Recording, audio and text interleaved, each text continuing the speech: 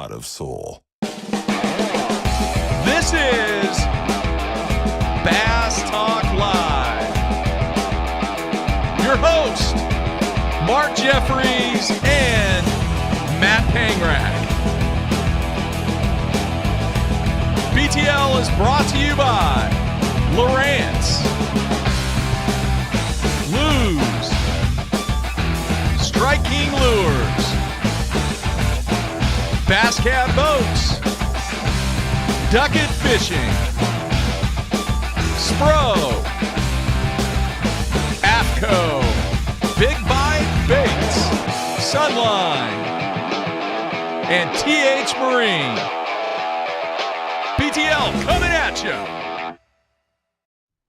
Good Wednesday, everybody. Welcome once again to BTL Bass Talk Live, where we're going to talk bass fishing and anything else that we want to talk about. Matthew, I got to tell you, man, last night, a little stressful.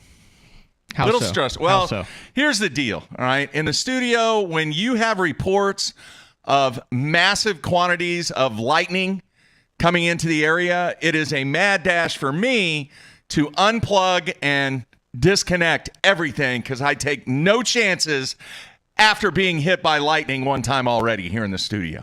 I think I remember that. Yeah. It was not pretty. No. So last night, you know, we had major storms roll through here in Oklahoma City. It was quite comical because some of the stuff I couldn't disconnect and put it where I needed to put it. So I had to. It was just. But we got everything back mess. up and running, and now all I've heard is all sorts of different fruit. Lime. Fruits. I've never I've heard that one before. Limes. I've heard oranges. We're talking about the size of hail that blew through here, and more storms expected today. But yeah, it gets kind of chaotic when these storms roll through from a technology standpoint. So great show today. We're going to have Steve Kennedy on live via Skype here at the top of the hour. And before we go to Steve, we're going to have a special guest. We're going to have Ryan Chuckel on, who is the president and founder of Gunpowder Inc., who is one of the largest PR and marketing firms in the hunting and fishing industry. And he has started something. It's called Fish for Each Other. We're going to talk about that. We're also going to get his take on just kind of his outlook because he represents so many companies in the fishing and the hunting industry. Get his take on what he believes the outlook is going to be and some of the ramifications of no ICAST this year. Yeah, we mentioned that yesterday, but actually didn't really cover it. It was just kind of a mention in passing. Yeah. How big of a deal is that? We're going to find out. All right. How big of a deal do you think it is? With what's going on, I don't think it's that big of a deal because I believe, and we'll talk to Ryan about this, I think the dynamic of the business has changed a little bit because I think a lot of the deals from a retailer, wholesaler, as far as buying actually takes place prior to ICAST. In other words, I think those deals are already in motion and a lot of that stuff is already in the books. I think it's more of a launch and more of a get-together, glad-handing, whatever you want to call it.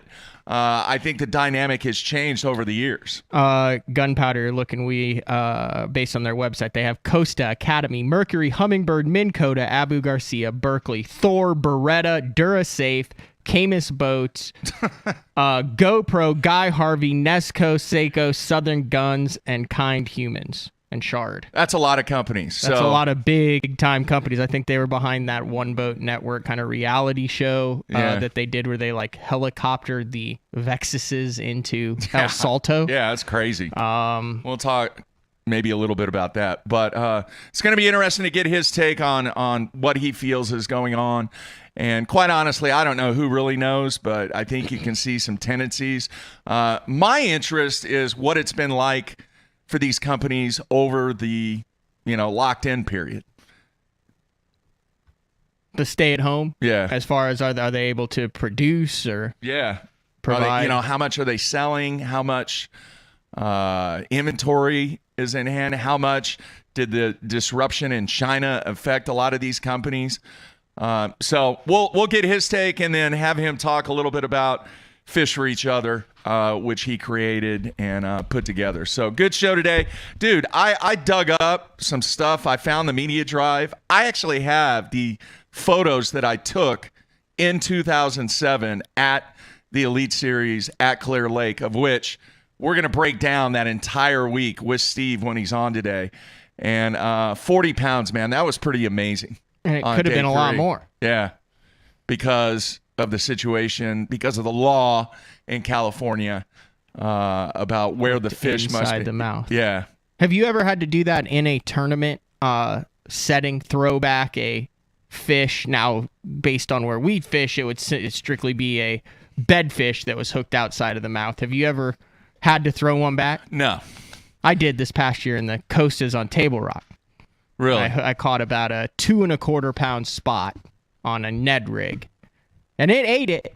Yeah. But it apparently spit it out, and then I set the hook, and I got it on the outside of the mouth, and I got it in the net, and I looked at my co-angler. I said, "That's outside the mouth, isn't it?" Yeah. And he looked and he said, "Yep." And I didn't even weigh or anything. I just put it right back because I was hoping it would go, and it did it. Hoping it would go right back to the bed, and then I'd be able to catch it again. But I think, in my recollection, that's the only time I've had to throw one back. We're obviously talking about Steve Kenny threw back, an 8, a 9 pounder, a couple 6s, and this is when he was trying to break the record and trying to win the tournament, because it wasn't a foregone conclusion that he was going to win that tournament. Yeah. Skeet made a rally, and who was it? Gutierrez kind of faltered on the final day. I think he only had 16 pounds on the final day. Boy, that bowling pin is front and center. Oh, speaking of which, one of our listeners sent me a picture of, we had Greg Hackney on yesterday. Great interview with Greg Hackney. We got some juice out of the hack attack. And he sent, where did it go? I don't know. Oh, here it is. Here. It is he's sponsored by, Bass Mafia. It is a Bass Mafia laser engraved bowling ball that's for sale for $200. He sent a bunch of pictures of it. Let me see that picture again. It's out a of hammer proportion. Ball. There it is. Very nice. Yeah. Huh.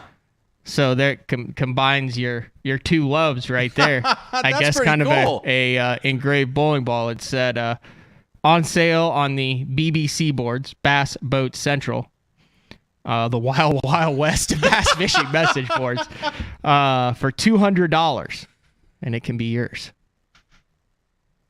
And it's a hammer. Yeah, it says there's that box in the background with the hammer that I recognized on it. That's a brand of bowling ball. So there's your bowling talk for the day that combines it with the fishing. That's kind of funny. All right, let's see here. Tomorrow we're going to have John Cox on. We're also going to go through, to kick off the show, I mentioned this last week, this is the 2010 media guide for the Elite Series, and there's some gems in here, Matthew. One of the things that they did is they had a did you know fact about every single angler. I remember you've been teasing us with in this edition, so we're going to get into those. What did Iaconelli put down? He used to always put down crazy, goofy stuff every single year. Everyone would be hunting, spending time with the family, fishing, rock climbing stuff, and Ike would always just put ridiculous stuff. What does Ike's other hobbies include on that one? Hang on here. It would he looks super It would be young. under the eyes. Yeah, I got it. Recently married and relocated to the country. All right. That would be Becky in the house they currently live in. Yeah. Iaconelli now considers himself to be a professional country boy farmer. See. As well as a pro angler. What's his hobbies include? Read his hobbies off. They did not put hobbies on there, dude. I thought you said that they put hobbies on. No, they put did you know instead. Oh. Yeah. Iaconelli, a country boy farmer. At one time, they did have cornfields in his front yard. What's there now? Like alfalfa or something. Oh, so it's still the same. It's just a different. It's a different. Just crop. a different crop. I thought maybe you'd be like no, an on cue. No, they have Wawas in New Jersey. Is that their on cue? Yeah, the Wawa. What is it? Wait, the on cue is in. Which one's in Oklahoma City and which one's in Tulsa? Oklahoma City is on cue. Right. Tulsa is Quick Trip. And they have like a deal where they don't go over each other's territory. They have a boundary line like the Hatfields and McCoys. Exactly. We don't go over here. You don't come into our neighborhood. That's pretty much it. I went to Grand last night for a couple hours. Go? I'm 50 minutes roughly from the south end of Grand. I'm sure there's guys that are smashing about there. They're up there. It's like 63-degree water. Yeah. But you can't see them. You could see just well enough to be really frustrated. You know that watercolor where you're like, if you really get it at the right angle, you can see, and you're looking for pieces of the fish and the light spots. Yeah. I've come to the conclusion that the worst thing in April in Oklahoma in stained water is a light-colored rock on an otherwise dark-colored bank in about 3 foot of water. Yeah. Boy, you will pitch to that rock. Sometimes you'll catch it. Wondering why you are not getting bit until you get up and realize that's a rock, not a bed. All right. A lot of people are wanting to know on the instant feedback, when are you going to have the Crete results? Crete will be up tomorrow. Okay. And then when are you going to have our results? Hopefully Friday, but or Monday, probably Monday. Okay. Crete will be up tomorrow. And here's the deal. So I filmed with Crete on Thursday. Then I fished all weekend. Then me and you had our challenge on Monday. Yeah. Right? Yeah. Then we had a show yesterday. Now the show today. So I simply have not had any time to sit down at the editing bay and put it all together. Well, you can today. Yes, that's the game plan. All right. You got Thursday, too. You got a few days there. All right. I am headed on Friday. Oh, by the way, I want to let everybody know, instead of doing a best of on Friday, we are going to I'm going to be doing an interview this afternoon with Brent Ehrler. And instead of doing it live, we're going to do it pre-recorded and then throw it out on Friday because it's so early on the West Coast and his schedule just wouldn't allow to. So we're going to. I just saw the rerun of Tosh.0 where he gives Brent Ehrler a shout out. Have you seen that one? It's a guy who catches a fish. It's got to be Australia. And all of a sudden his mates start yelling, run backwards, run backwards, run backwards. And he gets this fish on the bank and he's dragging it up the bank. And a crocodile comes out, grabs the fish, and eats it all in one bite. It's gone. It's like the fish never existed. Okay. And he does that little monologue, little dialogue next to it. And he's like Brent Ehrler in the Bassmasters. Really? Yeah. But the most impressive thing about the entire clip, and I don't know if they're friends, you got to ask them about it. It's old. It's like I said, I just saw the rerun like a couple weeks ago. The most impressive thing is, how many different ways have you heard Brent's name pronounced? Ehrler, Ehlers, all sorts of stuff. Yeah. And he said Brent Ehrler. Maybe they're buds, man. That's what I'm saying. Yeah. Either that or he's got a crack research staff that tells him. I mean, because to him, that's like an obscure sports figure. I mean, it's not like you talk about Brent Ehrler every day. Yeah. So I was impressed that Daniel Tosh had Brent Ehrler's name pronounced correctly. All right. I'll ask him about that. All right. Very cool. We're going to take a break, come back with Ryan Chuckel, talk about ICAST and all kinds of other things that he has going on. So everybody stay tuned right here on a Wednesday.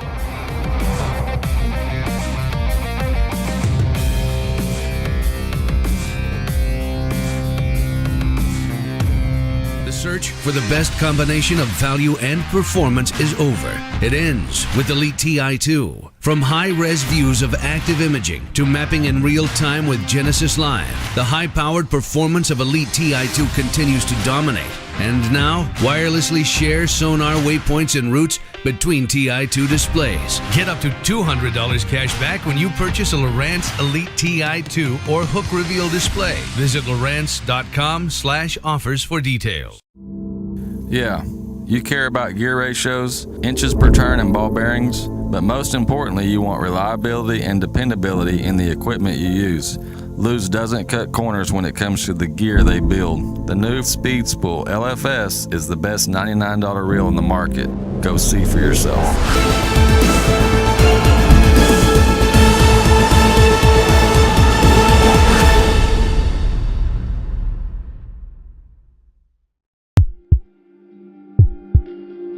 We've paired one of the most iconic hulls in the history of bass boats with a proven lineup of trusted accessories. We're bringing you best-in-class value and performance, leaving others in your wake. Turnkey value, turnkey performance. The Pantera 2 is an overachiever in the 19-foot category. Once you hit the throttle, you'll feel the rush, and there's no looking back. Kevin, what are you doing here? Oh, I'm just filling in for Billy. I need 660 shad crankbaits in the Series 5 model. We're out. You're not out. You got all kinds of them right there. We're out. Kevin, I need 6. Have a lollipop. I do not want a lollipop. Have a lollipop.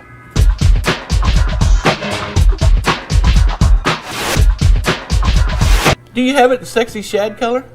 At Duckett Fishing, we have assembled the top pros in the country to help us design rods to give you a competitive advantage. Castability, strength, durability, action, sensitivity, weight and balance, and consistency. Combine that with the best warranty in the industry, and you have rods that are pro-driven. Duckett Fishing, pro-driven. I want to share with you a new product we got coming out from Sunline. This is the FC leader size spools that we have now. We've gotten a lot of requests for this. A lot of you guys use fluorocarbon for leaders only, myself included. And one of the problems you have is when you have a 200-yard spool, that might last you 2, 3, 4 years. You might even lose it before you even get done with the spool. So we've gone to a little smaller spool. These are 50-yard spool sizes. You know, that way you're not holding your line on forever. You can keep your line fresh, use it when you can, stores real easily in the boat. We got all of our popular line sizes that you're used to with our Sniper from 5 to 14 pound. If you guys are looking for a line that you're only tying for a leader, go check out Sunline FC Leader 100% fluorocarbon and give it a try.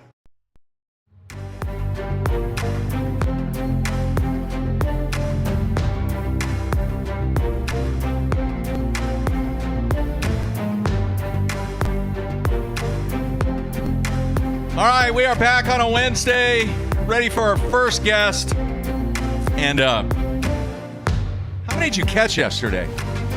At Grand? Yeah. I said I was only out for 3 hours. I ran to the back of Dripping Springs. I ran to the back of Ketchum. I ran to the back of I ran to the mouth of Duck. There's a little cut outside of one of the coves that I ran around and looked. So I caught 3 or 4, nothing big, keepers, 15. bucks? 15. One was a small female. Okay. Just a tiny little one, probably about 15 inches. But it was over 30 foot of water on a dock post going around to get. It was what? How many times have you ever had that happen where, so you've got the docks and it's big enough, you know, you're like, oh, I bet everyone hasn't gone in between these docks. Yeah. But you have to go around the dock to get back in between. Yeah, so while yeah, you're yeah. going around the dock, you're just mindlessly pitching to the corners. I got you, man. Over 30 foot of water. Yeah. I think that's an overlooked pattern because it seems like you're always just, and then all of a sudden you're like lifting, you're like, I don't feel anything. And your line's like going underneath the boat and you're like, oh, 180 it.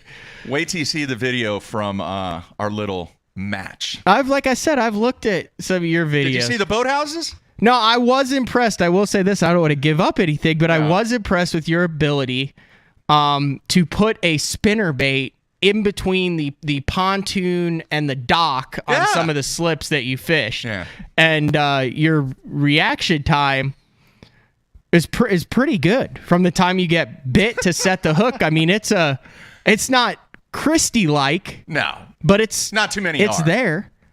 The one thing I noticed, I was a little rusty. You do not bend your knees when fishing. You like have a hinge at your weight. You hulk over the water surface. It's like I haven't seen it. It's like a pivot at your weight. It looks like you're top heavy, like you're always just about to take a Greg Louganis into the water. Like it was gonna dive in. It made me nervous watching you fish because I always felt like you were always top heavy. Yeah, but I was leaning against the butt on the seat verge of a lot, just plummeting into the water head first. I can't wait to see it. I have no idea. Did not know that. All right, it is time for our first guest.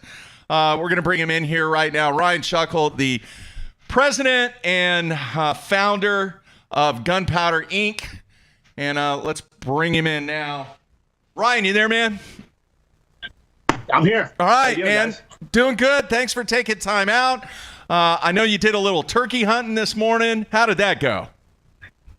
It was slow. It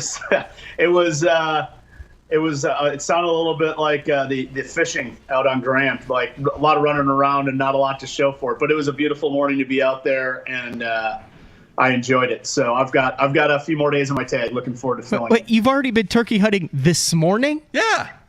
Yeah. What, for just like half an hour? Yeah, pretty much. You just go out there and stroll around?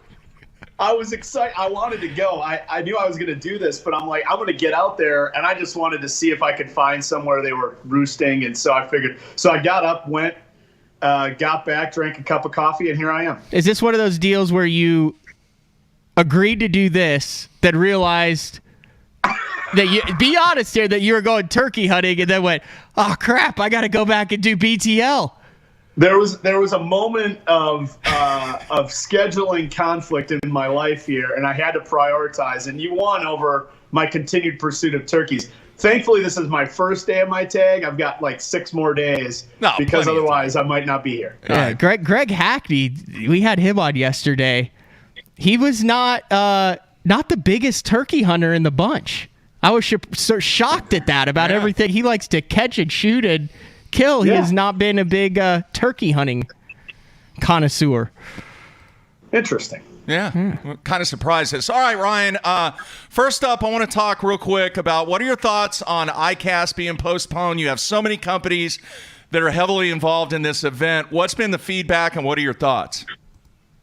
Boy, it's been quite the conversation for the last couple months. I think ever since everybody realized where this was headed, there's been a lot of people speculating about the future of a lot of things, including big events like ICAST. And, I think everybody just is in the frame of mind that it's unfortunately the right call to cancel it. And, I don't think anybody wanted to cancel it. And conversations I've had with everybody from my clients to people on the board of ASA, I mean, there's no good reason to cancel it other than public health. And I think for that reason, it's the right call. So I guess the good news is that at least within our set of clients, which are a lot of big players in the industry, there's been the thinking that this is probably going to happen. And so preparations were already being made. People are already thinking about what are we going to do if we can't launch new products physically to media and buyers in Orlando. What is our other play? And so nobody's being caught off guard by this in June. So I think making a decision now is a good call so that people can prepare and plan. Can this change the way that ICAST is positioned in the future if there is success from not having an ICAST and doing a lot of work virtually and changing the dynamic of the way that products are positioned to buyers, to the media, and everybody else involved? Yeah, it'll be really curious. I'll be curious to see. I don't have the answer to that. I don't know that anybody does. I think that this crisis will have a big impact on events in the future. We're already seeing it across every industry we work in, across everything from consumer to trade events. So I don't expect that we'll return to the old normal, maybe ever or anytime soon. But that said, I just feel like the fishing industry, among a lot of other industries that are driven by people that are passionate for it, people want to gather and connect and talk about the things they love. And I don't know how you fully replace that. So I'm curious to see. I think technology is great, and the ability to virtually connect like this is powerful. But there's really nothing for us that replaces sitting down with media and talking face-to-face and crafting plans and talking product in person. That's a hard thing to have to replace with technology. What has been the feedback from your clients? Matt read off your client list, and it's pretty impressive. I mean, you have a lot of big-name players. What has been their feedback on this situation? And I get it. I know there's a lot of unknown. That's a given. But what has been the feedback from a lot of your clients? On the whole COVID-19? Yeah.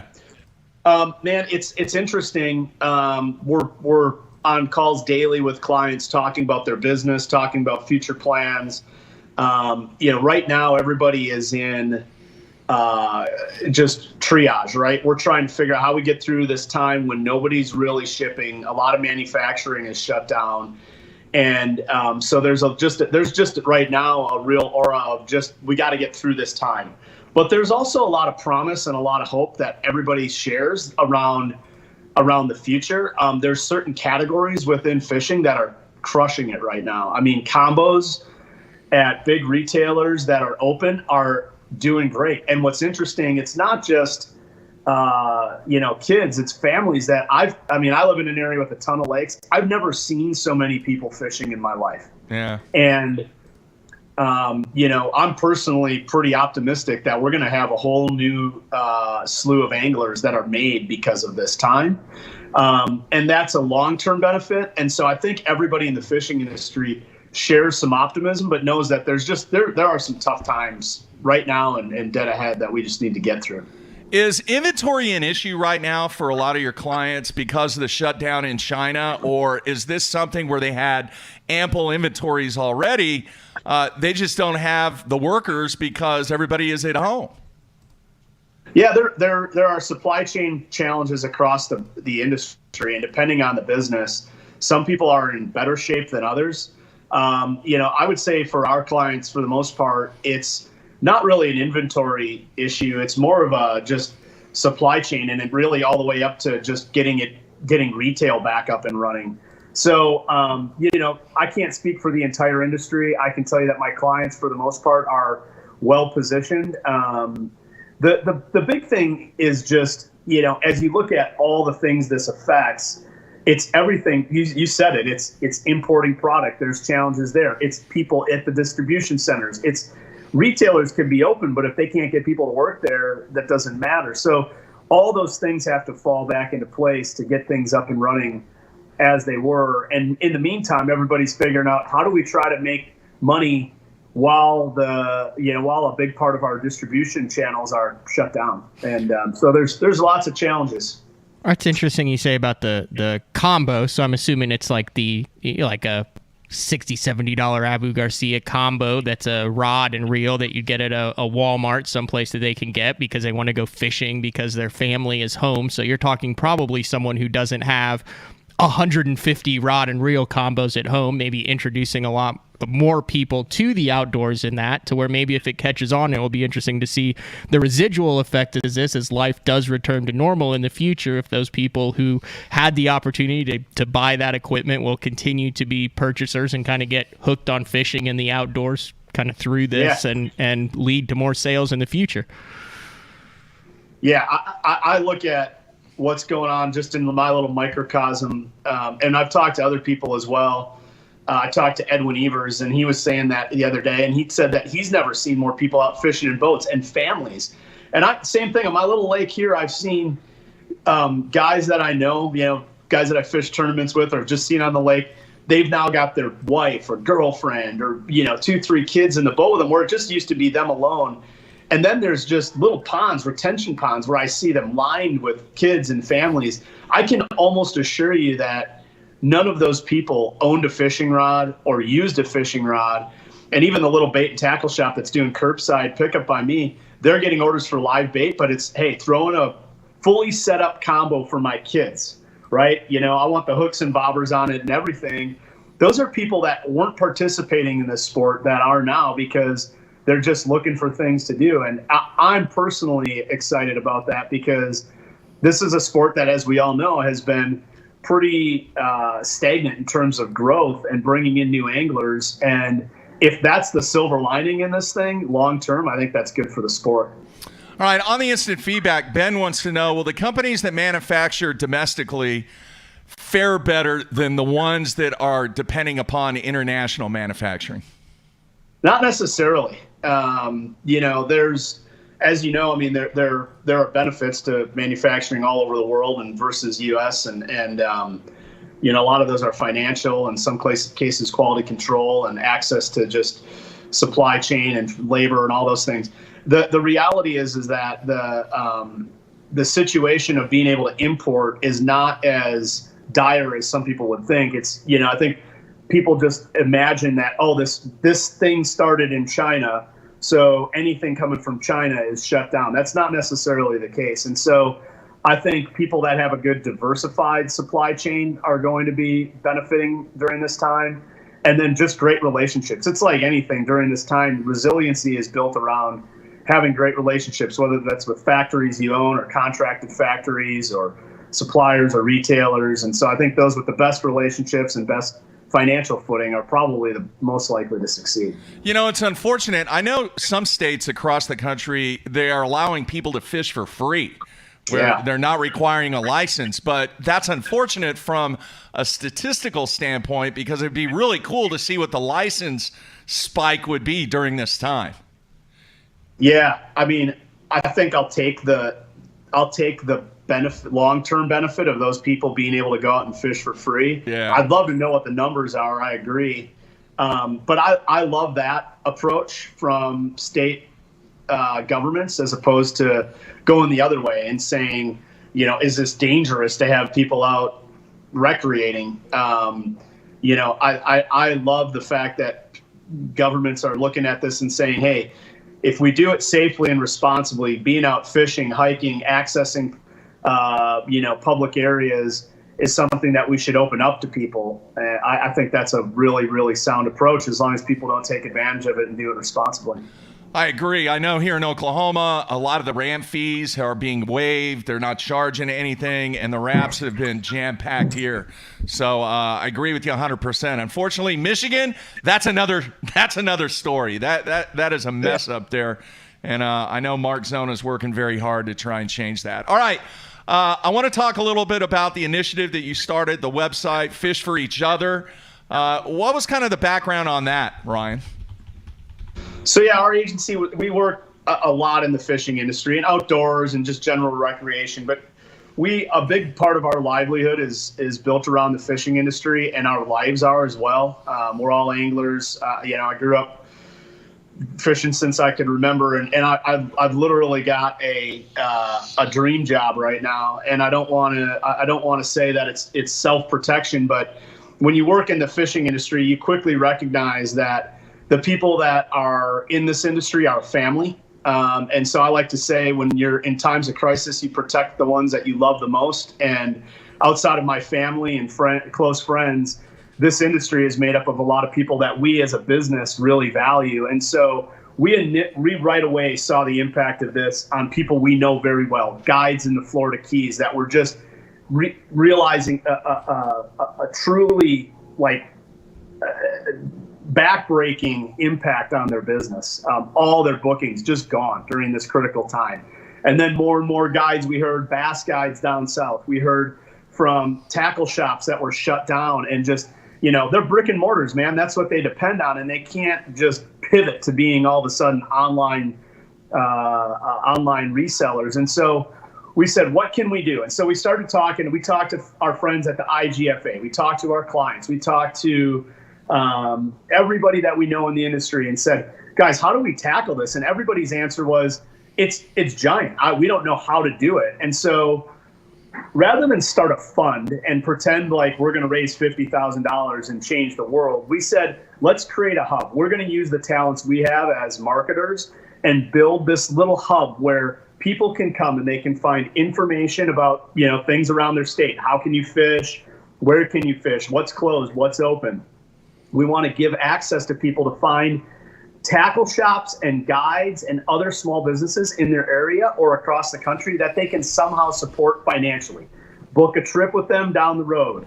Go do curbside pickup. Some tackle shops are doing delivery. We want to shine a light on those businesses that could use some financial support and just let people know that it's available. And then ultimately, we're also trying to shine a light on anybody who's doing anything to raise money. So there's a couple things going on in the fly space. There's a thing going on with the Florida Keys Guide Association. AFCO is doing a really cool, like, buy one, get one, where if you buy some face masks, they'll donate some to people in need. So these are things that are starting to pile up, and we know that the road to recovery is long, and we want to just be a place where people can come to realize all the things that they can do to support this industry that we all, love and want to see thrive coming out of this. Very cool. So if people out there want to see what's going on, where do they go to find out info on this? So we built this website. It's called fishforeachother.com. That's the primary place to go. There's a couple things that you can do. You can go there and find guides to book with. You can find tackle shops. You can find information. You can find just cool fishy content to check out.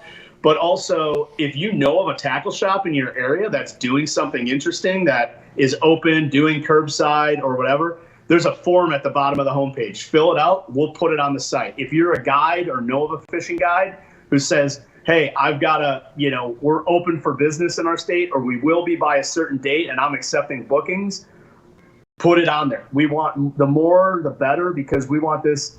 I'm not going to go as far as to call it definitive, but we want it to be a pretty comprehensive listing of all those places people can go to support the business. Yeah, it's cool. I'm looking at it right now, and there's a little tab at the top of the fishforeachother.com, and it just says shop, and then it has it, by state. So like if you're in Florida in a certain, you can go and say, oh, here's a shop here, and it says at this time Grand Slam will be offering curbside pickup and delivery. You can call ahead. Here's the store hours and where you can get it, so you can scroll down to your state. And like you said, if you are a small tackle manufacturer or know of one, you can get on this list. There's probably already 50, 60 of them on here for 15 different states. And that's really cool. And then the other thing, like that I've kind of been nervous about this on the show, because I've been doing a lot of fishing. We practice our social distancing. People are like, hey, you got to knock it off in your videos. We get it. You're social distancing. We don't need a 5-minute segment about it every video, but I'm still doing it. Yeah. If you click on the news tab, then you can go under, and there's all sorts of cool videos. Don't blow it for the rest of us. How we keep hunting and fishing during the pandemic, fishing through a pandemic, steelhead social distancing. All sorts of different articles that are linked to questions that anglers like me, you, and everyone else has. So this is the first time that I've actually kind of really dove into this. Yeah. Dove in into this website. But this will definitely be on the favorites list through this. Cool. Well, I want to make sure all the BTL listeners go in, check it out, help out your community. If there is something that's open, fill out that form, and continue to grow that list to where we can get through this. Yeah, please do. It's to us, it's really important. I think, everybody that is involved in this industry, from the pros to you guys, the media, the manufacturers, the retail, that's kind of why we called it Fish for Each Other. We're all in this together. The fishing industry is resilient, whether it's hurricanes that have affected things, the economic recessions that have really impacted the boating industry. We've always seen this industry bounce back, and it's been because people were helping each other. So let's pull each other up by the bootstraps, continue to, as Berkeley and my clients over there say, fish through it, and we'll all get back in the boat together and be able to stand closer than 6 feet apart hopefully soon. All right, very cool, man. Can't thank you enough for taking time out, letting people know about this, and giving your take on ICAST and so many other things that are going on in this industry. So we'll let you get back to the turkey hunting, man. You going back out there? I've got a little work to do, but I'm going to go out. I think I'm going to go out this afternoon if the weather holds out, and I'll be back. If nothing else, I'll be back out tomorrow morning and give it a little longer run. What species of turkey are you targeting? They are the eastern turkey over here in Wisconsin. Okay. Where are those considered in the hierarchy of hard to get? Because we've been talking to the Florida guys, and they're all like, oh, we have this ocelotian turkey or whatever it is, and they're like, they're hard to see. And then Hackney comes on and he's like, hell, I see them all the time in a deer stand, they're dumb. So I'm kind of confused now as to what the hardest, what is the bonefish of turkey? Yeah, it's a great. I'm not as highbrow a turkey hunter is at. Like I shoot a turkey, I walk up to it, I look at it, and it's like, man, that's kind of an ugly bird, but it's just a fun experience. I enjoy being out there, and I have no idea if these turkeys are harder to shoot than ones in Florida. I've never hunted them in Florida, but I think turkeys are like the smartest, dumbest bird around. They don't seem very smart until you're sitting in a bunch of camo trying to kill one, and then all of a sudden they get real intelligent. And then do you measure the spur or do you measure the beard? What's the turkey? Both, man. That's I don't get as far into it as that, but yeah, the beard is kind of the trophy, and then the spurs. I've even seen people call them tree hangers, where if you can take the spurs and like hook them on a tree branch and hang the bird from the spurs, like that's apparently an indication that's a pretty big bird. So okay. I've never tried it, but if I get one that hangs from a tree, I'll send you a picture. All right, go get a tree hanger, man. You got the tree shaker, which is the gators down there, the swamp people. Now you got the tree hangers with the turkeys. Very nice. All right, Ryan, enjoyed it, man. Thanks for taking time, and be safe, man. Guys. All right, see you. Yeah, be good. All right, there you have it.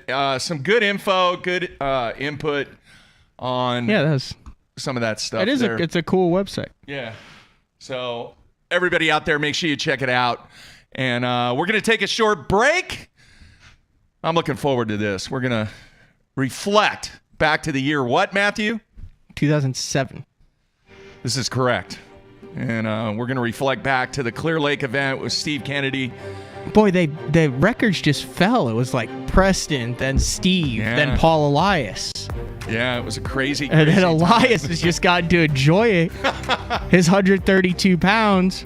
Was it 132.8? I don't remember. Heck, that's over a decade. That's like 12 years ago now. Yeah. But they hit like bam, bam, bam, and we haven't even sniffed it since then. I know. Like, well, not they even haven't. It's because of where they go, sniffed it. dude. Come on. Yeah, but they've been to some.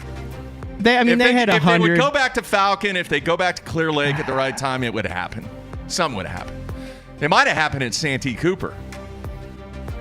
That could have. Yeah. It would have been close. Yeah. It was right there. That's still a lot of big fish. Coming back with Steve. Everybody stay tuned.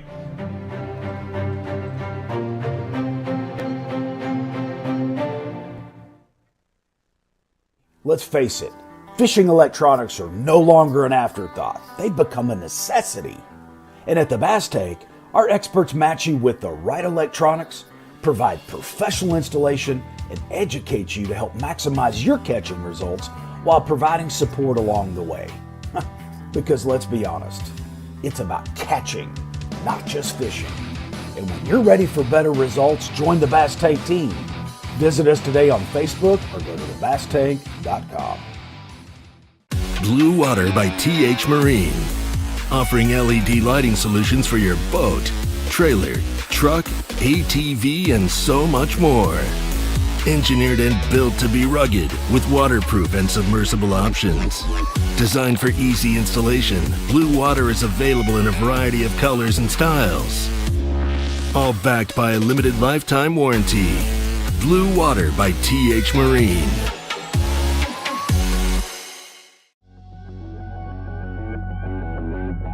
The name SPRO says it all. SPRO stands for Sports Professionals. When you look at the pro staff that SPRO has brought on board over the past 15 years, it's been pretty incredible. I mean, one got it just then. From the development of the rock crawler to the McStick, from the Fat Papa to the Little John series, when you tie a SPRO bait on, you know it's been designed by a professional to get the job done.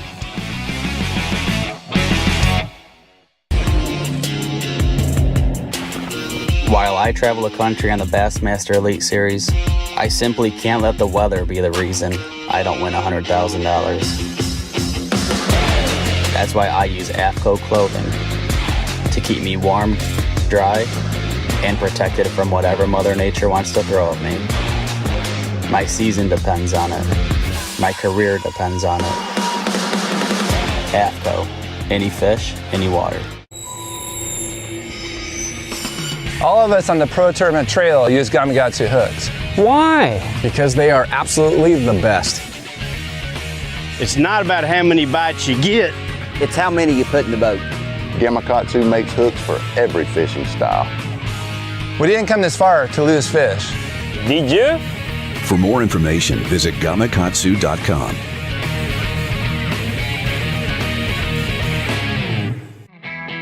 The Big Bite Baits Kamikaze Swim On is a very unique bait, and it's got a full body but with ribs to give it a bigger profile but not more plastic. It's got a jointed tail that gives it a lot of action, as well as this up and down crawl type trail with holes and ribs in it, so it creates a bubble trail almost. This bait is supposed to be fished upside down or vertical like this on a grate for a chatterbait. I prefer it on a swim jig as well, but you can also cut it down and put it on the back of a finesse jig. You know, flip it around for some spotted bass or flipping docks. Anytime you want a small, compact, you know, little trailer for it, this is great for it. So check out the full lineup of swim-ons at bigbitebaits.com.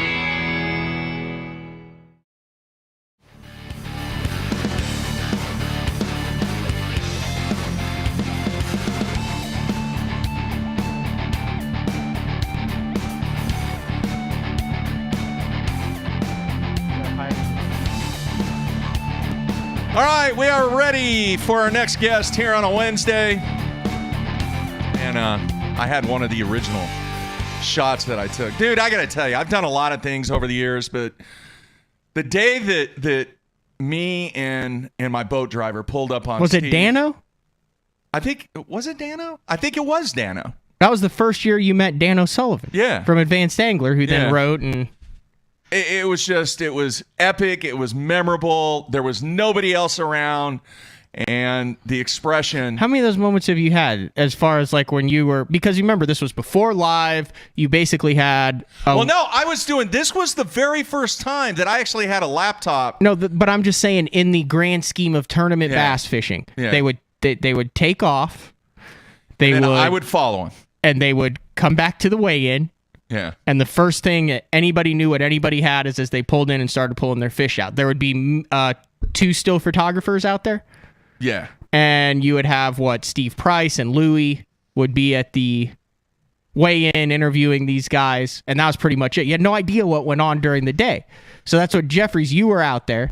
So you would follow him from a safe distance. You would use the Skeeter network to get a guy with a Skeeter boat who would take you out. Yeah. And they'd cover his gas. And you got on Iaconelli when he jumped in the lake and grabbed the line at Table Rock. Yeah. You're the only one there. And you got on Steve while he was fishing on day 3. Right. So a lot of the time on the TV show when he's like kind of talking, but he's talking really loud, is he talking to you then off screen?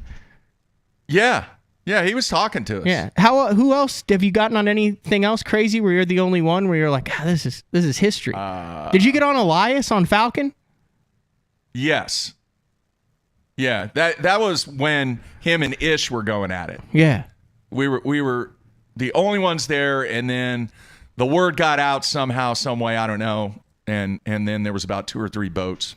No, I'm looking at the SFV, but a lot of turkey experts out there. I'm sorry, my turkey. I know that there's like 3 or 4 and there's subspecies and that it, Yeah. I feel like turkey hunting is like the trout fishing of hunting. Dude, is that a fair comparison? I don't know. I have no idea. I don't think Steve's a hunter. I have no idea. I don't remember seeing dead things hanging from. No, Steve doesn't have dead things hanging from the wall. He just has hardware. Holy cow! When did you put that together? Yeah. That's like a Taj Mahal. That's very Look nice. at this. Steve Kennedy has a mountain of trophies behind him. They're not even hugged. They're just stacked like a pyramid behind him, and he's lounging in a computer chair, admiring his work. That's very nice. Steve, how you doing, man? I'm doing well, and yes, I do have a stack of them. I don't have enough room to put them all. How many are there right now? Let's count. We got all these iTunes listeners. Just count them. You don't have to go through everyone. No, I don't have all that up here. All I've got is my Clear Lake stuff. I'm doing this with you guys, and then I'm doing an interview with Bass tomorrow, all about Clear Lake. Oh, you got all that hardware just from Clear Lake? This is just Clear Lake, yeah. So I got my 40-pound bag up here, and then there's a photo a guy put together for us with the 122 in the background, and then my heavyweight belt, and then the trophy. So yeah, there's probably some more stuff. Oh, I got a guy made me a shadow box for my swim bait, my big HUD. So I've even got my old waist slips in there. They're starting to fade. I should have done better. I know. I've tried to save those too. And do you have that problem? Do you have the problem, Steve, where they hand you the waist slip right after you come off stage? Because this happened to me in the coasters a couple times. I'm like, I caught a limit. I'm saving this waist slip. But if you have a waist slip you want to save, what's the one thing you always do on stage? Hold the fish up. So now you've got wet hands, and they give you this thin piece of paper, and you put it in your pocket. Now you've got a wet, crinkled up piece of paper in your pocket, and it's totally ruined. I can't see the 4. I don't know if you can see it or not. No, it's pretty faded. No, it's 122 something. Oh, yeah. You can't make out the 14. Yeah. Well, see here, Steve. Yeah, I should have done a little better with that, but Steve, I'm hanging on to it. It still exists. Can you see that? That's the one you gave me. It looks like a Huddleston. That's the one you gave me. You gave me. Is it really? One of the ones that were just totally destroyed. And then I've got the bass tricks, and then you actually caught some on a football jig too. A football jig. I threw a football jig the first day for 20 pounds, and I was in 51st place. So. Were you throwing the that Falcon weighted swim bait hook with that at the time? Was that the only kind of weighted EWG swim bait hook? That was the only one I knew of. I mean, we didn't own these things till we got to Clear Lake. I'd never even seen them till we got out there. So the Falcon weighted hook was the deal. And I mean, everybody was throwing the bass tricks. I ended up winning by upgrading, looking for bigger fish. But yeah, you could go catch 25 to 30 pounds with that bass tricks just about anywhere you wanted to go. Let's talk a little bit about going into the event. What was it like? What was your preconceived thoughts? How did your practice go? What was on your mind, Steve? I mean, our whole season, we just come from Amistad. I think I weighed in a 37-pound bag there on a swim bait. I'd kind of gotten into him from watching Rubanus throw that swim bait the year before. He, I don't know, did he finish second or third at Amistad? So he'd shared that Bass Pro bait with me, and I caught some huge fish there at Amistad with it. And then when we got to Clear Lake out there, I mean, it was like a kid in a candy store. I spent $3,000 on swim baits before we even made a cast, and I swear it wasn't a bag any bigger than what you get at Bass Pro Shops. Back then it cost about $100. Now it's probably $300. But yeah, I spent $3,000 on swim baits before we even made a cast. And but I threw them around a bunch in practice. I mean, I shook off a bunch of big fish, but the main deal was the football jig. I mean, like I said, the first day of the tournament, I caught at least 50, probably 70 or 80, and had 20 pounds, just playing it safe. I thought I was doing well in 51st place. So. All right. So that happens on day one. I still twitch when I say that. What happened when you got back to the motorhome? To the motorhome? I don't know what happened at the motorhome. I have no idea. I had to rethink what I was doing for sure. Like I said, I'd had some big bites on the swim bait in practice. So I got all that stuff set up and said, I got to go do this all day. And I ended up throwing that bass tricks all day the next day and caught, what I have, 29 something? Yeah, 29-13. 29-13. I had a couple of places, and one of them was that best spot on the backside in the saddle there at that shag rock. But I had a couple of places that every time you pull up, one about 5 or 6 pounds would come swimming out there. I say one, there would be 15 of them come out there, but the 5 and 6 pounders would get it before the 8s, 10s, 12s. I mean, there were some huge fish mixed in with these guys, and anyway, it was a matter of how do you catch one of these big ones. And I think I had about 3 places with those big fish on them. And late in the day, on day 2, I went back to that shag rock and caught one about 6. But I'm sitting there looking at all those fish, and I tied on a floating Hud. And I'm not sure if that's this one. It doesn't have a number on the back, but yeah, I tied on a floating Hud and threw it out there and just let it float around. And there was 15 or 20 of them got underneath it, looking at it. And I started twitching it and slow reeling it. And anyway, I had one about 9 suck it down right at my feet, and I missed him. And I had time to go all the way around the island one more time, and then didn't get a bite, had to run in. I mean, it was late in the day, but that was the bite that keyed me in, that they'd hit that Huddleston, and nobody threw it out there, apparently. I mean, they don't stock trout there. Everybody was throwing those, the Huds, you know, in those, I guess, more southern trout lakes where they stock trout. And so it was not a big deal there. And but yeah, that next morning on day 3, I pulled up on that saddle at Shag Rock and caught, I think I put 8 in the boat, and 3 of them were hooked outside the mouth. I had hooks all over that Hud because I've been watching videos on how to rig it, and I ended up having to take all those hooks off and put a little hook on the bottom. And luckily, I had 5 in the mouth. I let 3 go. 2 of them probably 8-pounders. And so would you have had 45.2 on day 3? You had 40. No, you had 40 I don't- pounds 7 ounces. Now I know you're not going to say I more don't. than 40. I mean, Mark pulled up on me. Didn't you get a photo of me with 2 6-pounders on the balance beam? Yeah. Oh yeah. Yeah. So, would you have had more than 45.2? No, I don't think I could have gotten a 45. No. I know I had a 6-pounder, at least 1 6. I could have called up another 2 pounds easily that day. And it was but crazy. no, I don't think I would have gotten there. It was crazy when he had those 2 6-pounders on a balance beam. Yeah, so that's we're talking about him pulling up on me. He pulled up on me when I had 2 6-pounders on a balance beam, and how often does that happen? Nah, never. Never. So on day 3, and folks, a lot of people out there may not realize on day 4, this is when we had the situation you guys didn't use your own boat on day 4. What was that like? We had to swap all our tackle over into the other boat, but I mean, that was the same thing with FLW too. I mean, it was pretty common deal. I mean, it wasn't a big deal to swap over boats, but the big difference to me was back then we didn't have drones. We had helicopters, and so we went out on day 4, and I pulled up on that Shag Rock, and there's a helicopter over my head going thump, thump, thump, thump, thump, thump, thump, thump, thump, and I've never had a bite. And I mean, I've been watching these fish for a week, and I know they're there, but I don't recall even getting a bite from them. And so yeah, the guy followed me around for an hour or 2 and never caught a fish, I don't think. And so it was probably 11 o'clock before I even got started good on the final day. And then, you know, the big deal was, you know, that last hour or 2, I went on a little run. It doesn't show it when you watch the TV show. It kind of shows it. Somebody catches one, like, you know, knockout punch type deal. But I pulled up on a dock and caught a 9. And then my very next cast was at 11 or 12 that pulled the hook off.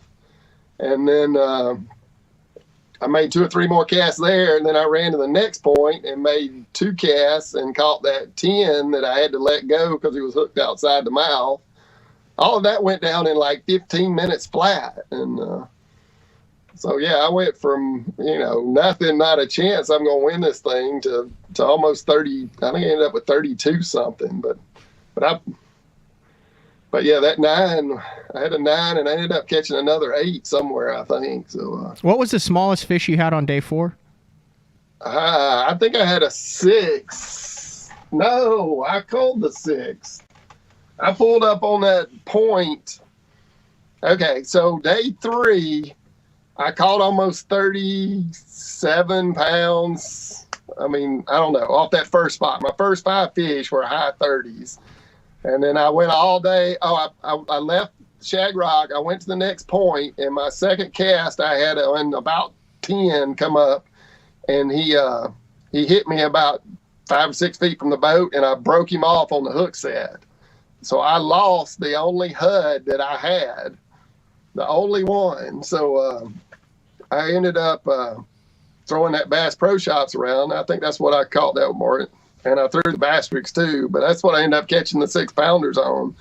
And then late in the day, I came back to that point and got in the same spot and looked down there on the bottom. It was probably 6 foot deep, and I could see my Hud laying on the bottom. Stuck my rod tip down there, fished it out, tied it on, made 2 casts, and caught an 8-pounder.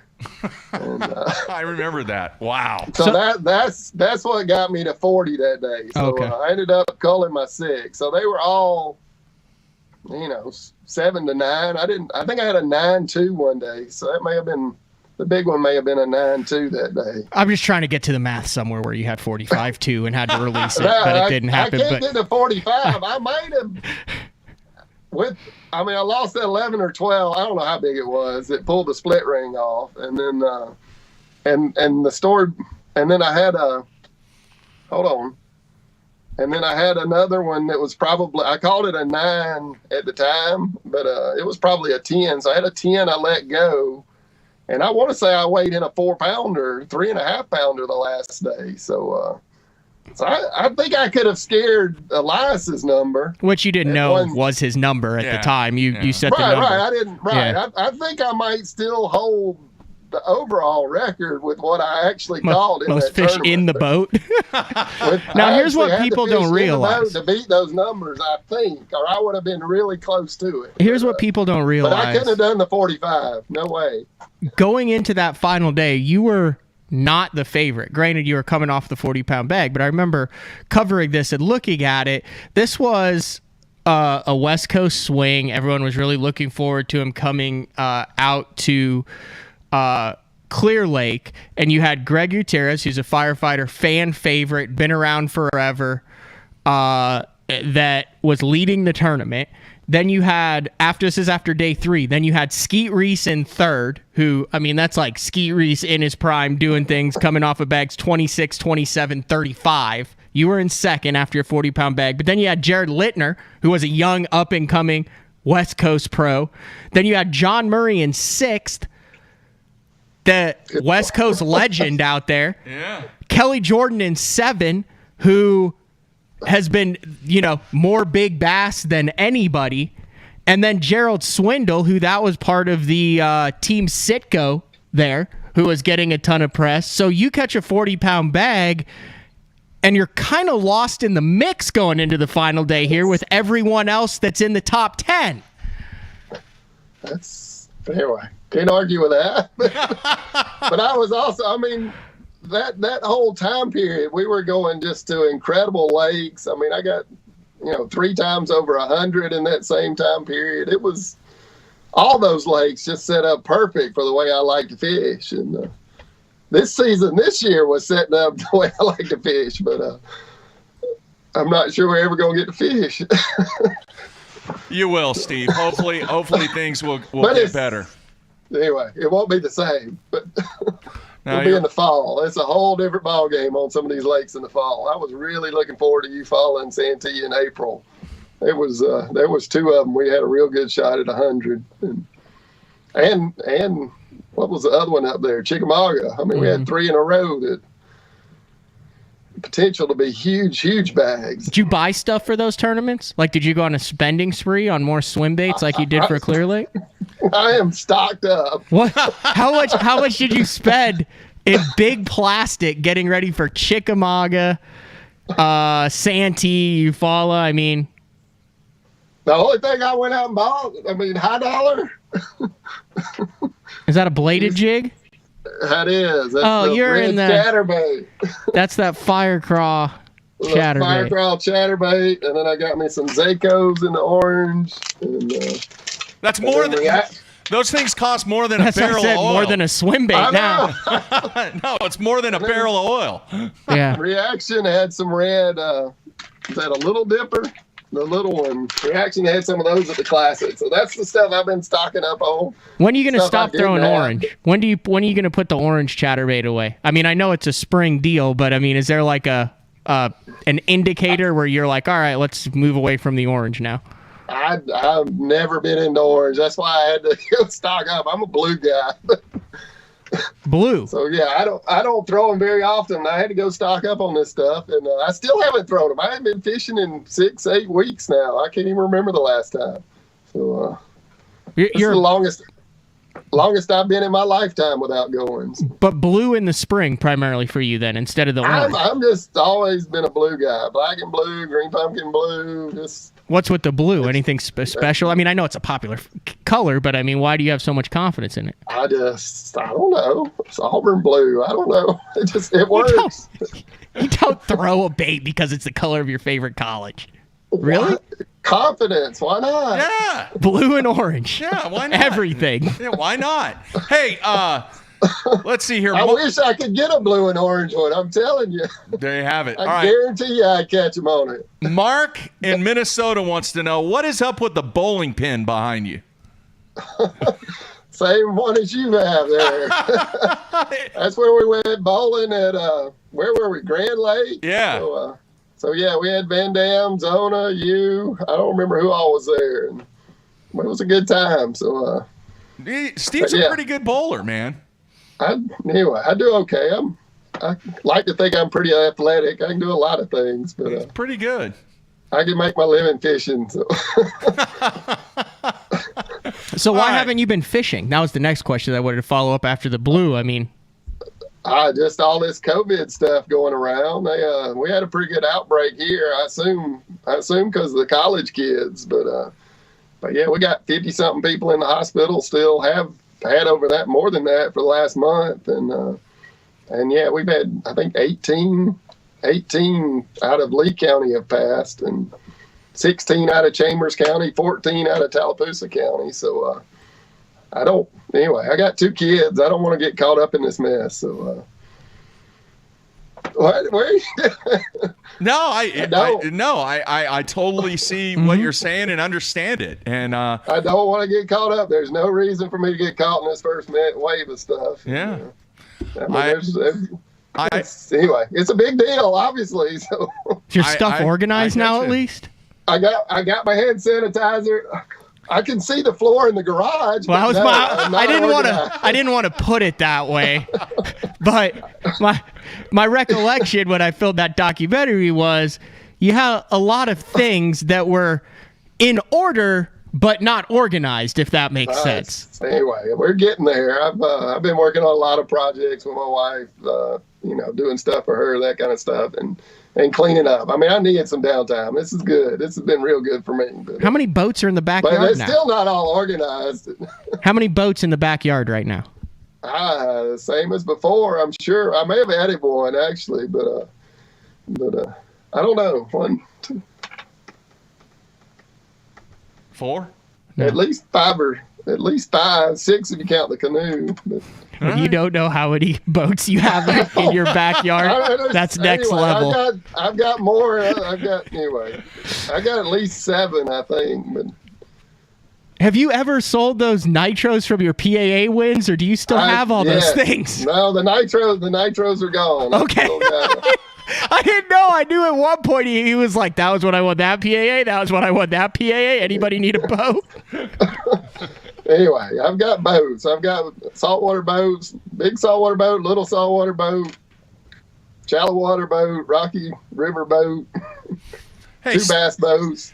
Hey, Steve. 3 bass boats. 3. Hey, what's your thoughts on college football? I love my cat, though. I got it, man. What are your thoughts about college football without any fans in the stands? I hope they play the games. I want to watch. I won't be going in unless something changes. But yeah, I hope they play. But it's going to be odd. There's no question. What's been the discussion around there as far as Auburn football? I mean, are they talking about it? Is it a huge discussion point? Do they want to just not play at all? I mean, what's the vibe around there? I hadn't been out to talk to anybody firsthand, but everybody's just kind of, is it going to happen? Is it not, kind of thing. I mean, nobody knows really. So not sure how this is going to play out, but unless something changes, I don't see me going to a game. So, and you're not a big internet guy either. I mean, you're not on Facebook and message boards and FaceTime and chatting with a ton of people either, are you?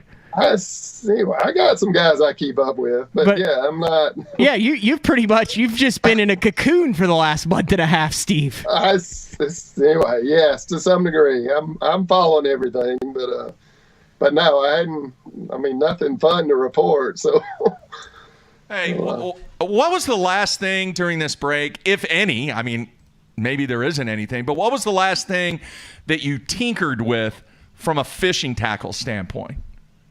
I mean, I've been playing with the chatterbaits more than anything for the last. I mean, I was out there in the boat all day yesterday. So, but then and then I've got a bunch of rods. That's the other thing I've been playing with. I've been looking for a fiberglass rod. So last year at ICAST, I had a guy make me a. Who was the guy? Was it Scott Dobbins out of Scottsboro? Is that right? He made me a custom fiberglass rod that I used up at St. Lawrence River and caught a few fish on. And then at the Classic, I picked up one of the Dobbins, that's 736 and a 735. I got those. And then I also got a St. Croix fiberglass rod. So I've been playing in the backyard casting with these fiberglass rods and looking for something a little bit softer than what I've been doing. I feel like I've been missing fish and trying to do something different there. So, but I mean, I'm always tinkering with something. I painted up a bunch of. I painted up a bunch of swim baits last year. I don't know if you ever saw that one, but I painted up a perch swim bait last year, and then I ended up hitting a dock and breaking it. I think I caught one fish on it. But oh, jeez! You got the airbrush kit and everything? After spending hours painting it, it was gorgeous, absolutely gorgeous. You got the airbrush kits and all that? Oh yes. I got is it Iwata? I don't know how to pronounce it. Pache. I got all kinds of airbrushes and paints, and I mean that's. I tried dude, that. Come on now, that's what I've been doing for years. I tried that with Jared Miller's dad, and I airbrushed. And I had all this, and I think I airbrushed 8 to 10 of these balsa baits, and they all turned out like a ugly cream and brown is what they all turned out. It's like didn't matter what colors I put on, they were so bad. I just left him at his place. I didn't even take him home. It's tough. It's hard. I mean, that first FLW I won, good Lord, is that almost 20 years ago, I guess. But there's the crankbait, and it was custom painted fat-free shad. And then mustard? I ended up, is that just straight mustard? It's I call it Alabama shad, chartreuse with like a greenish back, and then that's one of those Brian's baits. That's the other one I used at where were we at Kentucky Lake? But yeah, Brian's Bees painted that one, and then one of my partners was fishing with it and let me have the bait. I ended up catching a lot of those fish on the final day with that one, but that's the one. I mean, I was painting these things 20 years ago. And then, do you remember this one? We were at Murray. The Seville came out. Yeah. Jeffrey's had some Seville sitting on the desk. Well, it's in the box here. I ended up finishing second. I ended up scraping all the paint off of it in the middle of the tournament. I mean, I stayed out there late one night just to custom paint one of these things, and I think I finished second or third at Murray. But yeah, I painted that middle of the tournament and almost won with it. Mm-hmm. One of the listeners on YouTube, because I have that pulled up here just intermittently, wants to know if you're still using the old green Curados. I am. Yes. Yes. I got them. I got them. I've been cleaning them up. They all asking what I've been doing all this time. I've been anyway, I probably cleaned up 6 or 7 of them that had been sitting there, hadn't been using them. So, what's the deal with those? Why? I mean, I know Jeffries loves them. I know there's kind of a small cult following about those. What's the deal with the old green Curados? I mean, they're basically indestructible. I've been using some of these for more than 20, I don't know, since 96, 25 years. I mean, so almost indestructible, but all the new reels to me have got that gear that sticks down. And it's right where I want to put my fingers. I don't like where that gear comes down below the rod. And then I also pitch left-handed and right-handed. I swap back and forth. So all the new reels have the reel handle just eat up my hand. So I'll pitch one way one time, and I swap out all the time. And the new reels are set up for somebody that fishes left-handed or somebody that fishes right-handed, and they don't feel right to me. I wish I could get somebody to make a reel. We had this. I mean, nobody makes one. I've yet to find one that I feel comfortable using. I mean, we had this discussion last week, and I still have it. I haven't brought it in. But like 8 years ago, Jeffries was like, here, this is a great cranking reel. For a wiggle wart. For a wiggle wart. Yeah. And I spool it up, 12-pound mono, get the wiggle wart on, and I go out and I fish it. And I remember the first time I fished, I was going down the bank, I cast the wiggle wart out, and I crank, and I can still see my wiggle wart. I crank some more, I can still see my wiggle wart. And I look down, it's a 3.7 to 1 gear ratio green Corrado. And I have never made enough. I couldn't get the damn bait to wiggle. I'm out there. I look like KVD cranking on Kentucky Lake trying to get a wiggle wart 5 foot deep in 45-degree water. Do you have any of those low gear ratio? I have one of the 3 8-to-1s. I have one 5-to-1. I do not use them. They never get in the boat. The 6 3-to-1 with the larger spool is as fast as the 7-to-1 or 8-to-1 with these smaller reels. But that's the other thing about these. The 200 series holds enough line. If I put 20-pound test line and one of these big swim baits on one of the typical reels they're selling now, I can cast every bit of the line off. I'm talking to the end. So yeah, the new reels to me don't hold enough. 20, 25. I mean, I've been known to use 30, but yeah, typically 20, 25 is, just nobody makes a reel for the way I like to fish. What do you use 30 on? I'll flip with 30 now. I've gotten tired of breaking 20, so yeah, I keep some 30 around. But that old green, what is that stuff? P-line. I got a big spool of it and keep it in the basement here. It's still good. It's probably as old as it's probably 20 years old. Wait, whoa! You're tournament fishing with 20-year-old line, Steve? It's on occasion, yeah, but it's 30-pound test and it stretches. It doesn't dissolve, Matt. No, I know. If you keep it out of the sunlight, I mean, sunlight more than heat. It's the sunlight that deteriorates the line. Right. The UV light will definitely break down mono. So yeah, keep it down here in the basement. And anyway, I don't use it a lot, but I always have a reel spool with it for sure. So. Nice. Hey, Matt wants to know, do you still have the rubber duck from Old Hickory? I have a bunch of ducks. Yes. He just has we did not know. He just has all the props. The green Corrados, the rubber ducks. This isn't prop stuff. This is always sitting there. I've got all kinds of stuff. I wrote that story. This is a cool story. The PAA hired me to do all of the PR for those PAA tournaments. And so I was on location when Steve weighed in the fish. It was like a 4.5, 5-pounder. He's showing all the ducks there. That's the new Savage gear. I thought of you when that Savage gear one came out because I was like, now he's got a duck. But I was covering it, and Steve comes in and look at he's always got a cool story. Look at this. You stick down. He opens up this like 5-pounder's head, and there is a duck head sticking out like a full. It looks like it's asleep, but it's just the head of a duck, bill, feathers, eyes, everything. And so I wrote a story about it. It kind of got picked up by some stuff, just a 200-word deal because that's what I was doing for the PAA at the time. And then Steve comes to the ramp the next day, and he's got a rubber ducky, and he's put wire somehow around it. That's it right there, isn't it? The pack of crawls, so it looked like two little orange feet paddling underneath. Yeah, I stole my kids' rubber ducks. That still to this day, that article that I wrote about that, most circulation out of anything I've ever written. That was my big break.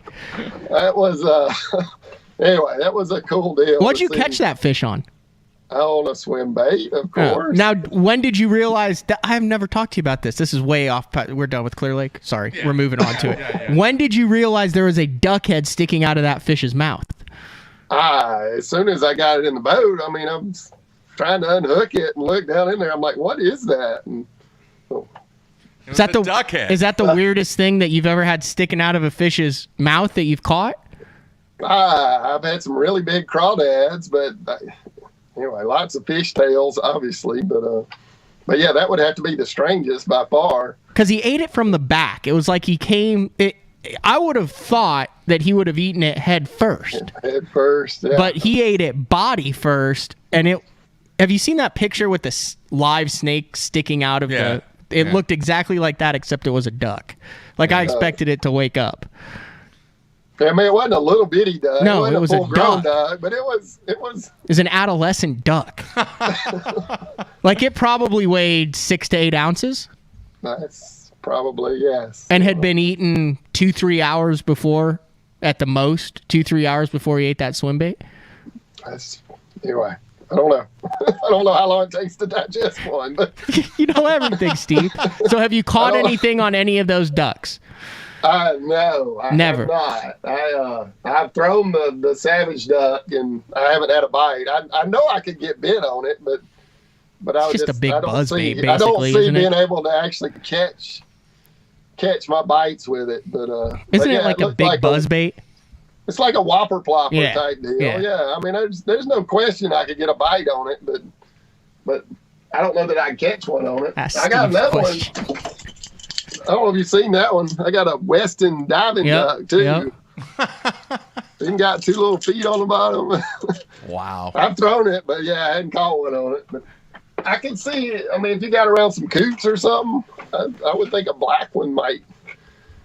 That Seminole, maybe. I might get a bite on it. Well, you should see the rat that Matt has. Yeah, I had a viewer sent me one of those big rat, that they throw it on the blueback lakes, kind of those Tennessee, It's Carolina. like this long, No, Steve. it's not. It's a 6-inch rat. It weighs 3. Look, if he pulls out a rat now, oh my gosh, Steve, he's like got a. So if you're listening to this on iTunes, folks, what we have They're here, not in the boat. They're sitting here at my desk. Steve Kennedy basically has like the tiny magic bag that you pull the rabbit out of, and everything we're talking about, Steve reaches in and pulls out. So he's now pulled out 4 ducks, rats, swim baits, a green Corrado, multiple fishing rods. Yeah, that's just anyway. I keep a lot of oddball stuff here. I like new stuff. I try to stay ahead of the crowd, but yeah, I haven't found a place where I feel like I need to keep that stuff in the boat with me yet. But yeah, cool stuff for sure. Hey, can you do the ISO cam over here? I have it.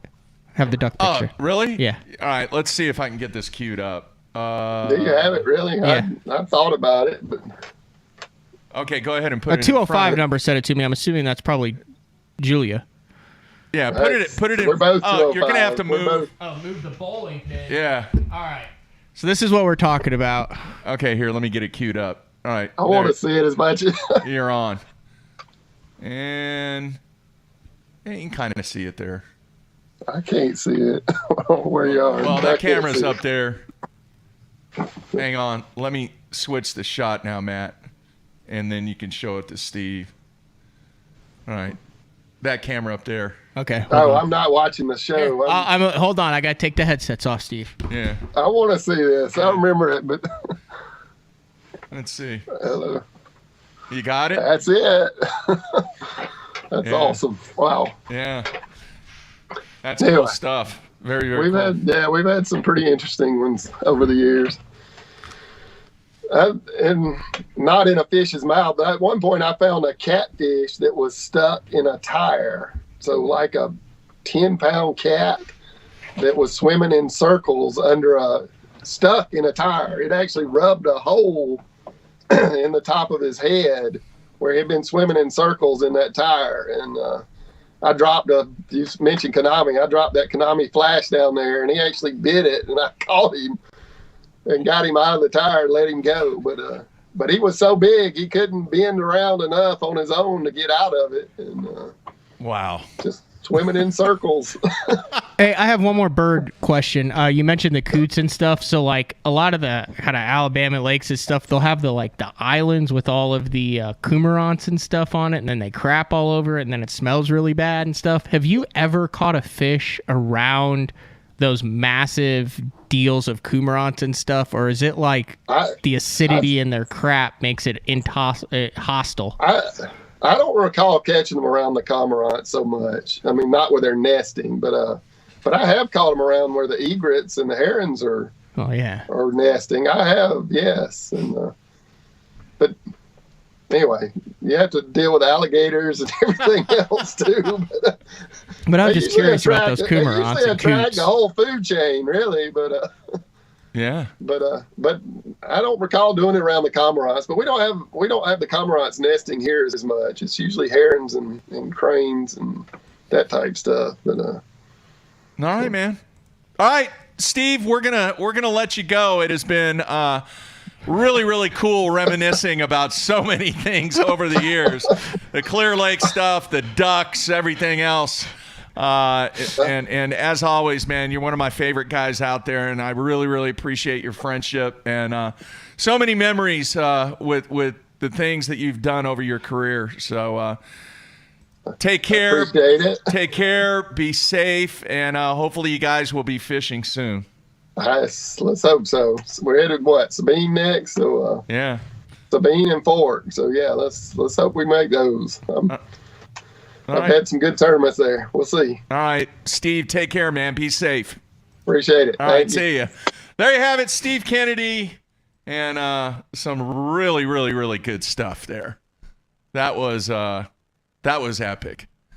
That was, man. Yeah, you never know where that's gonna go. No, and in case you haven't seen it, you need to check out the documentary. How old is that? I don't know. He doesn't want us to mention it though, because Why not? then everyone comes up and talks to him about it. Really, if you haven't seen the 20 Feet Deep documentary on Steve Kennedy, just go to the Bass Zone, click on 20 Feet Deep, and check it out. And I'm still working on the one for this year. I'm somewhat frustrated. Just trying to go down a path, and I've hit two roadblocks, and it's kind of hacking me off. But I'm gonna keep plugging away. All right, man.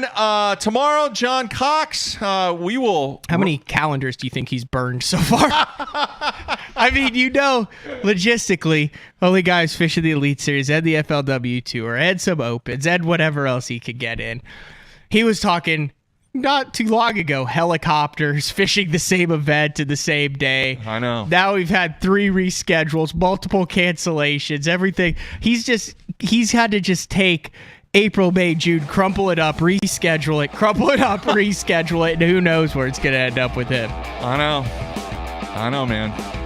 All right, we have rumblings coming through here, the studio. Thunder. Right now. Did you hear it? Mm-hmm. Little thunder, little Thoughts lightning. also, Aaron Martins. Yeah. Going back and actually watched his video on his athlete fan page there. Yeah. Going back in for a second surgery today. Also some parallels there when we're talking about the birds in tournaments. Scott pointed it out. Remember when Aaron on Havasu was on the baby blackbird pattern? Yeah. So Yeah. God, I hope they get that. I hope they get that taken care of. He's Thoughts such a are with good him, dude. man, and hopefully things will get much, much better with that situation. All right, folks, that's going to wrap up today. Tomorrow, as we mentioned, John Cox. Everybody be safe. That's it. We're out of here.